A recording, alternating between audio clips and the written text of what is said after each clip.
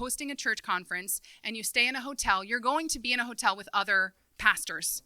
And we're like, we can tell who they are. Like if a couple walks by and they're like, the guy's got skinny jeans and like Jordans and like those glasses, like the see-through glasses with the skin fade, and he's walking by and there's a lady with like leggings and a giant like tunic cute shirt. I'm like, they're pastors. And you can tell them. And it's so funny because Daniel's like super good at it and he can just pick them out. And I kind of laugh along like, yeah, we can see them. So we were in Seattle recently, and we were in our hotel, and we saw some people, and we're like, pastors, bet we're going to see them later today. And we did, and it was so funny. We're like, we win the game. And then we actually met them, and it was really cool because, we're like, oh, yeah, we saw you in the hotel. It was so neat. It's funny that we're staying in the same place. And do you know what they said to me? They said, yeah, we saw you, and we were like, they're pastors. I was like, how dare you? How dare you look at me and know what I am and know who I am and know everything about me? I'm like, I don't want to play this game anymore. Like, when a kid like throws their Uno cards and they're like, this game's stupid, and they walk off. That was me. I'm like, you don't know me based on how I'm dressed. Whatever. So, but it's funny because I don't think of myself as like a typical girl, like into image or anything. But like, I bought these new rings like a week ago, and I like put them on. I'm like, I am so cute. And I went home, and my kids were in bed, and I was walking through my house, and I'm alone, and I was like putting my hair up in a ponytail, and I was still wearing my rings. And like, I put my ponytail up so high. And when you put your ponytail up high and you're like, I'm cute. It was like that. I'm like, I spent like $9, and they're just dumb little rings. But I'm like, I'm adorable. And it's just funny how like, we don't think we're image conscious, but we kind of are. And so leaning into that, like, it's funny how Christian women try so hard not to be conformed by the ways of this world, but really, are we being transformed by the renewing of our mind, or are we just trying to fit in with how we think Christian women should act? And that's what I want to really lean into. So I want to talk today about authenticity, and I want to talk about perfection. And I think we have a battle between these two things, authenticity over here and perfection over here. And I just want to get it straight. I was trying to think of a name, and because I was thinking like, we can't achieve perfection, but we can achieve authenticity. So I wanted to talk about how to achieve authenticity perfectly. So the title was going to be Perfectly Authentic. Isn't that cute?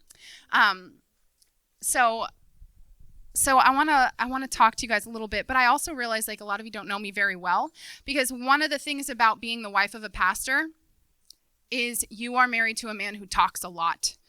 It just is. It's what it is.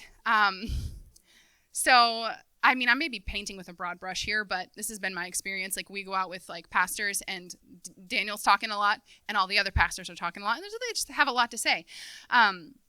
And this is fine because honestly, like I love my husband so much. I love his voice. I love when he talks to me.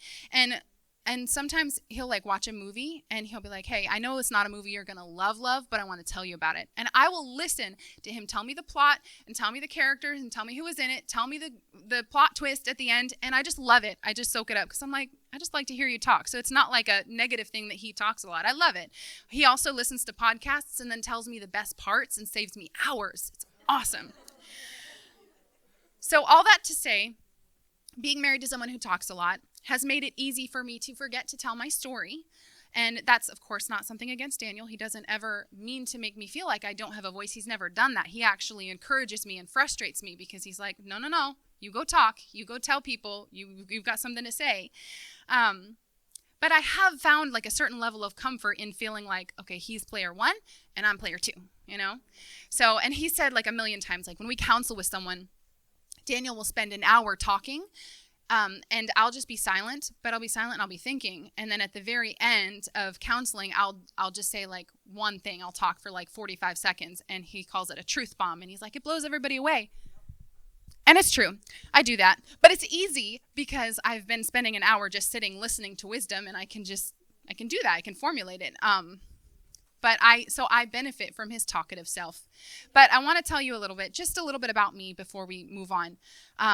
because I feel like most people in the church know we know so much about like the Gregory family. Because I mean, Gregory's are on the stage preaching, and there's so many great stories, and we've learned so much about it. But so anyway, my name's Ashley.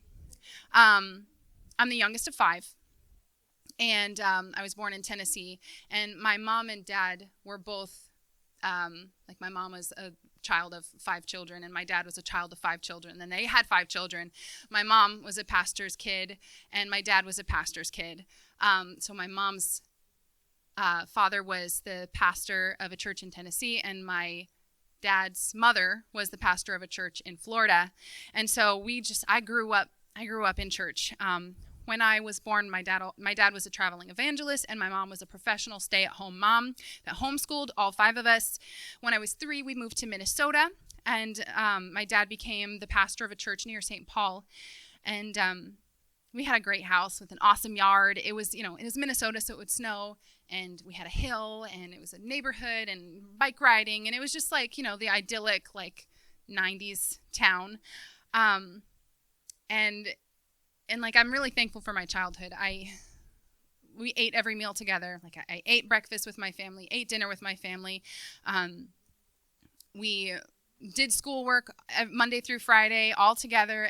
On Saturdays, we'd listen to oldies music and clean our house together. Although my brother and it's 3 girls, then my brother, and then me. So I found ways to get out of a lot of housework. I was annoying enough, or like, running away enough, or busy. I've got to go take a really long bath right now. Sorry, I can't help. So I was really good at getting out of chores, and I shot myself in the foot because now I'm really bad at cleaning my house. But I want the house clean because that's how I grew up. So, yeah. Any youngest children in the building? Like, is that just my experience? Okay, well, maybe just me. Okay. So getting a little more real, something about me, I was kind of obnoxious as a child, and also as a young teen and maybe a young adult, I don't know. But I thought it was funny, and I was loud, and I often found myself kind of annoying people.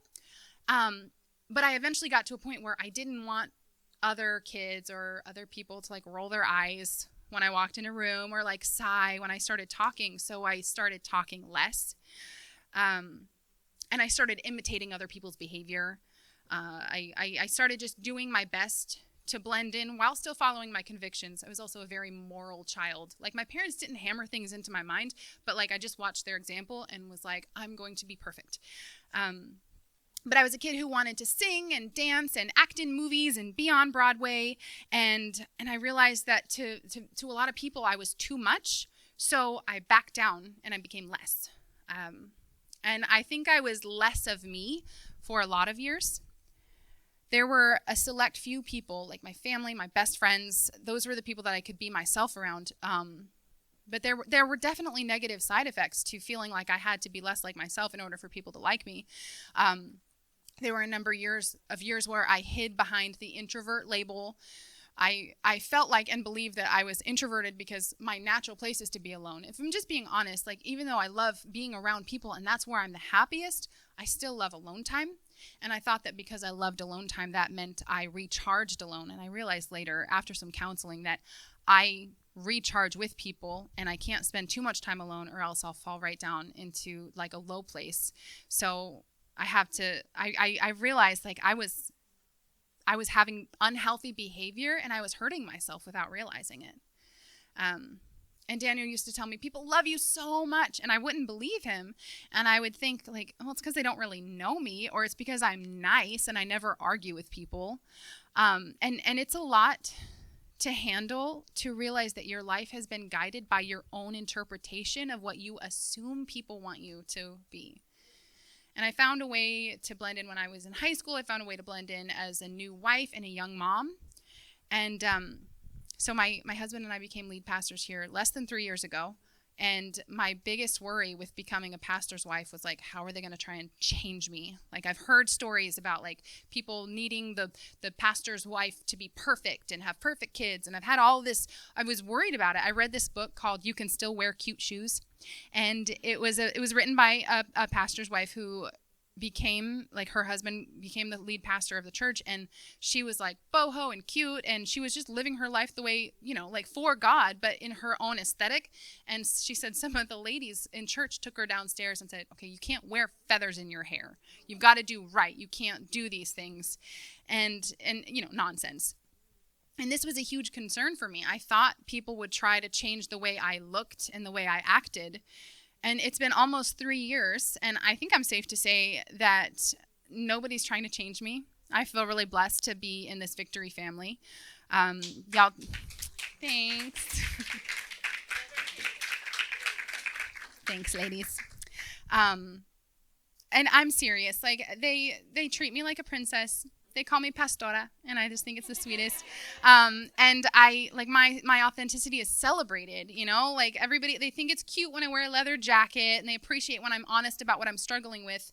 And they love when I build up my husband and my kids, but also I'm honest that it's gross living in a house with all boys, And times have really changed, because I feel like when my mom was a pastor's wife and a young mom, and Pastor Linda was a young wife and a young pastor wife, you know what I'm trying to say. The focus was perfection. Be perfect. You have to be perfect. You have to do right. Your kids have to behave. That's what it was. You have to have perfection. And now I feel like in this age, this area, the focus is on authenticity. People want to see a leader who lives real life. They want to know that while Daniel and I have a good marriage, we do have to work hard for it. And it is a struggle sometimes. Because how can I sit with a young woman who is miserable in her marriage and thinking of leaving, and telling her that you can't just leave because you're unhappy, when I'm always pretending to be happy, right? Like, there are times when it's work. There are times when you're not overflowing with joy. And if you always pretend like you are, then you're not going to be able to authentically pastor anybody who is going through something. How can I counsel with a dear person in church who's going through loss if I can't be honest and admit how difficult it's been for me to deal with my own losses? How can I encourage a young mom who is completely overwhelmed with her babies if I've been pretending to have an Instagram perfect home life? So because we can't be perfect, right? Like, and no one else can either. All I can be is myself, right? So I want to read Romans chapter 12, verse 2. You guys can turn to Romans 12, because we're gonna be there. Romans 12, verse 2 says, "Do not be conformed to this world, but be transformed by the renewal of your mind, that by testing you may discern what is the will of God, and what is good and acceptable and perfect." Listen to me. You ladies are leaders. You are leaders in your homes, and in your workplaces, and in your schools, and in your churches, and in your cities.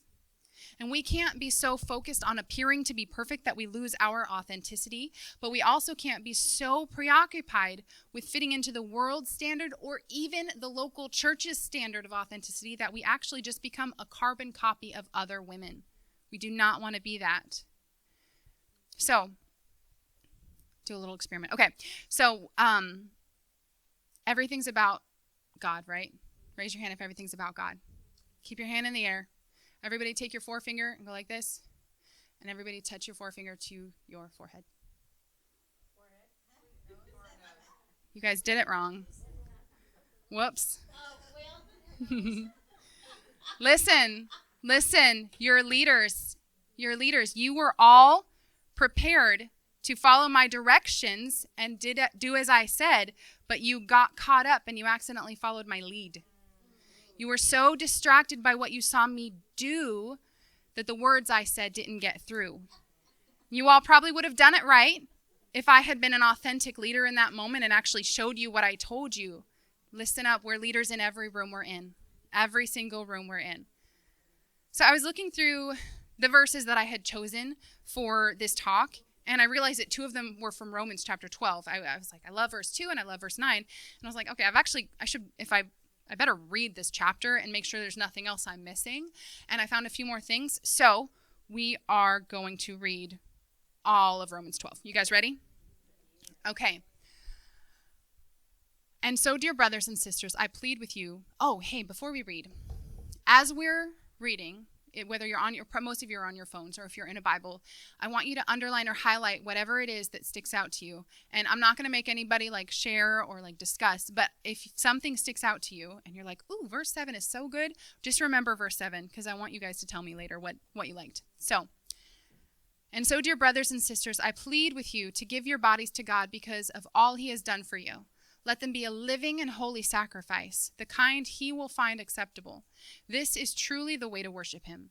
Don't copy the behavior and customs of this world, but let God transform you into a new person by changing the way you think. Then you will learn to know God's will for you, which is good and pleasing and perfect. Because of the privilege and authority God has given me, I give each of you this warning. Don't think you are better than you really are. Be honest in your evaluation of yourselves, measuring yourselves by the faith God has given us. Just as our bodies have many parts and each part has a special function, so it is with Christ's body. We are many parts of one body, and we all belong to each other.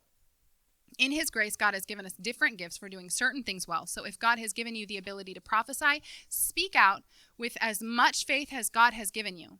If your gift is serving others, serve them well. If you are a teacher, teach well. If your gift is to encourage others, be encouraging. If it is giving, give generously. If God has given you leadership ability, take the responsibility seriously. So leadership is more. It's also about responsibility. And if you have a gift for showing kindness to others, do it gladly. Don't just pretend to love others. Really love them. Hate what is wrong. Hold tightly to what is good. Love each other with genuine affection and take delight in honoring each other. Never be lazy, but work hard and serve the Lord enthusiastically. Rejoice in our confident hope. Be patient in trouble and keep on praying. When God's people are in need, be ready to help them. Always be eager to practice hospitality.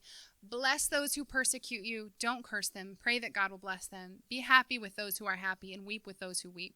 Live in harmony with each other. Don't be too proud to enjoy the company of ordinary people. And don't think you know it all. Never pay back evil with more evil.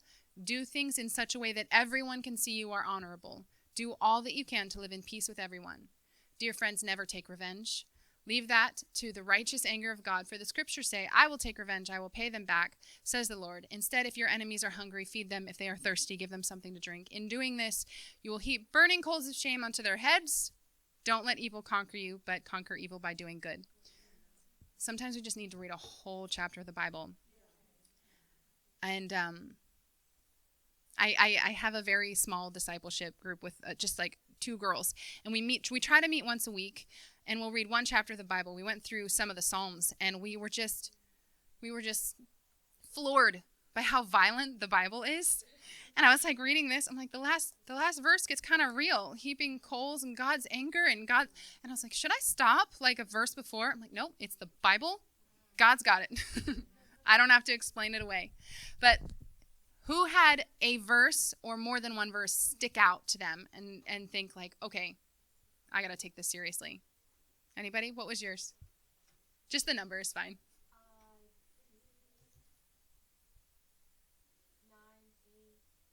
9 and 8. Did anybody else just have like a verse like, whoa, I got to do this? What was your number? I like 19. 19. Michelle, which one did you love? Mine wasn't a number. Mine was just a sentence. What was it? It was, then you will learn to know God's will for you, which is good and pleasing and perfect. Mm-hmm. Yeah, we're getting there. Yes. 11 through 13. Don't burn out. Keep yourselves fueled with flame. Mm-hmm. That's good. Which one? 9. So yes? 16 through 17. So we all read the same thing together, and everybody had something else be meaningful to them. And everybody had something else, like something different, speak life into them. And that's what I want you to remember. God's word is alive, and it is moving in power, and it is still instructing us daily. So just as a reminder, don't ignore it. There is so much in just that chapter, and it's everything we need to know. I mean, not everything. It's just one chapter. But think about how much stuff we need to know from that chapter. And we've got a whole book. So let's go back to hold tightly to what is good. Hold tightly to what is good. That is what we're gonna head into. So listen, when I was thinking about the battle between authenticity and perfection, I wanted to make sure that I reminded you that you don't have to be perfect. You just have to be who you are, who God created you to be. But do you know what God created you to be? Perfect. Listen, Matthew 5:48 says, "Be perfect as your Father also is perfect." Those were the words of Jesus. Jesus said that to us. And listen, as for God, his way is perfect. The Lord's word is flawless. He shields all who take refuge in him. That's Psalm 18:30. So to be perfect as our Father is perfect is to take refuge in him and strive to be like him. How many of you have ever had a hard time and you realize, wow, I take refuge in God, and you found that you are safe there? So listen up. The call to be perfect by the world's standards is impossible. But the call to be perfect by human Christians' standards is also impossible. But the call to be perfect by God's standard is this. Ephesians 5:1. Be imitators of God as beloved children.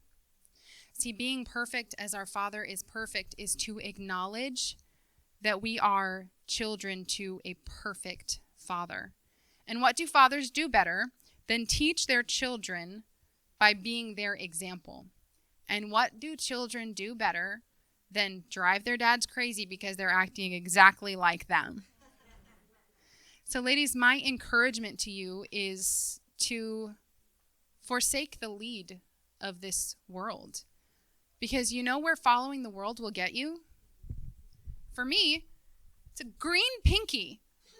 Why would I'm just annoyed about it. It's fine. I shouldn't have been so excited about the silly ring. We were on a good moment, and then I had to talk about these dumb rings. But do you know where following the lead of Christian behaviors rather than the God who made us will get you? Feeling like you're never going to be good enough. It'll get you measuring against people who are good and who are striving to perfection with God. But if you're looking at the copy instead of looking at the Father, then you're never going to measure up, because you'll never be just like the other pastor's wife. You're never going to be just like the other person, but you can be perfect in God's eyes. So you've been transformed. Your mind has been renewed. And even when you slip up, God's mercy is new each and every morning. So the title of my message is not perfectly authentic. It is authentic perfection. Because we don't have to choose between perfection and authenticity. We don't have to choose between the way it was before and the way it is now. We don't have to wear suits, or we don't have to wear leather jackets. We are striving to be like Christ. So listen, you guys all have been changed by God. You ladies, all have been made new by the God who made you. And so listen up. This is the thing you need to hear. You are perfect. And that is what I have for you today.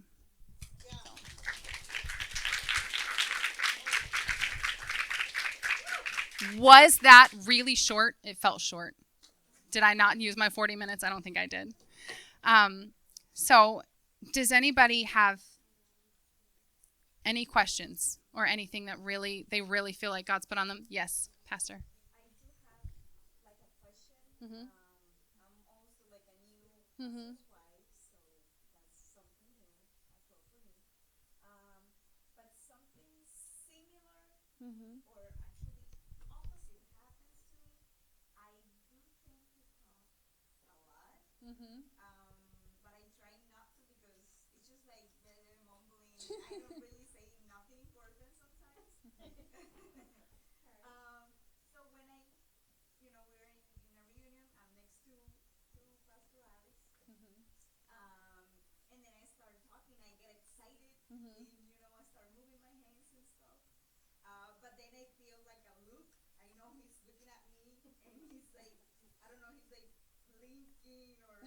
he makes like a move, like he gets straight or something, and I know like I need to, like I feel like he's telling me to shut up or something. And then I start like getting my words back, or I'm like, like Right. slowing my words. But I try to not say anything wrong, or I don't know if that has happened to you, or is that something that we actually perceive, but it's not actually happening. So yeah, when you're talking and you feel like, oh, did I say too much, or oh, am I being too big, or am I saying the wrong thing? I think a lot of it is your perception. Like the Holy Spirit is guiding you, and you have to be receptive to what He's saying. And sometimes I'll say something, and I'm like, oh wait, that might not be right. But like I have a tendency to like bail from things because I'll think I got too confident, and I'll say something, and I'm like, oh wait, I'm not trying to draw lines in the sand. So I'll be like, yeah, this is this. Oh, but it also might be, and I'll back away. But I don't think that's Holy Spirit led. I think that's some insecurity that I need to fight through. But one thing about like when you're talking big and you see like your husband go like this, like just later ask him what he thinks. Like your husbands are so valuable, and ask. And there are so many things that you like. Don't live your life in assumption, because I assumed a lot of things, and I assumed that people didn't like me the way I was. I assumed a lot of negative stuff, and I don't know if it was real, but that's how I lived my life. So just ask him, and ask him to refine you. And I don't think your husband is going to say, okay, you need to calm down and you need to be not yourself. But he might say like, you accidentally hit that guy in the head when you were flailing your arm, and so pull it in a little.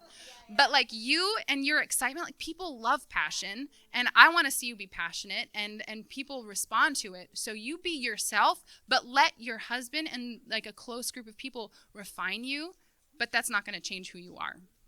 So, but also if you have a question, ask. Like the other day I asked my husband, I was like, hey, how can I be a better wife to you? You know what he said to me? He said, ask me for things in advance instead of hoping I'll do things and then get huffy when I don't do them. And I'm like, okay, I'll do that. I'm going to try. But like you can have these conversations and just always be on the, like Pastor Emmy said, like be moving and be growing. I don't want to be, like I'm proud of who I am right now, because me 4 years ago was completely different and completely unprepared and would not have lasted up here. But me in 4 years is going to blow this Ashley out of the water. So be moving and be growing. Michelle? Yes. I have the same problem. Like I'm always thinking, I always take things personal, even if it's not meant for me. Mm-hmm. When was your moment that you were like, you know what, I'm me? Mm-hmm. Like, what was there an instant that happened to you, or like when did it happen that you were like, I'm tired of living up to others. I want to be myself. There was a moment I was talking to another pastor's wife I was at a conference, and I was talking about how like I want to like I know there are good things that God has for me to do, but I also sometimes I just want to like rest, and sometimes I want to just lay on my couch and watch Netflix for an entire day, and I want to just do all this stuff. And she's like, listen, God wants you to be you, but He wants you to be like His you. And if what I want to be is like this slothful, lazy person, like that's not what God has for me. And that helped me realize like I have my own value, but it can't be by my standard. It has to be by God's standard. So I think once I stopped measuring, and this is something that is not just like a moment and then everything after that is smooth sailing. It's like a process. But once I realized like if I hold myself up to other people's standards, I'm going to feel like I'm not enough. If I hold myself up to my own standards personally, I'll become a sloth. But if I hold myself, like if I bring myself to God's standard, that's when my life will really change. So it was a few years ago, and that is when I think people started noticing a change in me. Things were different. I have 5 minutes. I have time for one more thing, or we can pray and break. Does anybody else have anything? Okay. So you guys are going to get out 5 minutes early and be able to get a snack and a second cup of coffee if you want. I'm going to stop with this. Listen, I love you ladies so much.